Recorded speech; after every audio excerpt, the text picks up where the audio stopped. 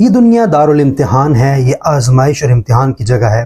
اس دنیا میں کامیابی اور ناکامی کا دار و مدار اس پر ہے کہ کون حق کو پہچان کر اس پر عمل کرتا ہے یا نہیں کرتا ہے۔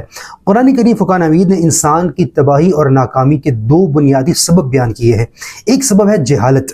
جہالت یہ ہے کہ انسان حق کو نہ پہچانتا ہے اور اس جہالت کی وجہ سے وہ حقیقت تک پہنچنے کی کوشش نہیں کرتا، اور یوں وہ اندھیرے میں اور گمراہی میں رہ کر وہ اللہ تعالیٰ کے نور سے دور رہتا ہے۔ ایسے لوگوں کو قرآن کریم نے الضالین کہا ہے۔ تو جہالت وہ انسان کو اندھیروں میں رکھتی ہے، غافل رکھتی ہے اور اللہ سے دور رکھتی ہے اور حق اور نور سے محروم رکھتی ہے۔ اور دوسرا سبب جو قرآن نے بیان کیا انسان کی تباہی اور فساد کا، وہ خواہشات کی غلامی ہے۔ وہ لوگ جو حق کو جانتے بھی ہیں، اس کو پہچانتے بھی ہیں، لیکن اپنی خواہشات کو وہ حق پر ترجیح دیتے ہیں۔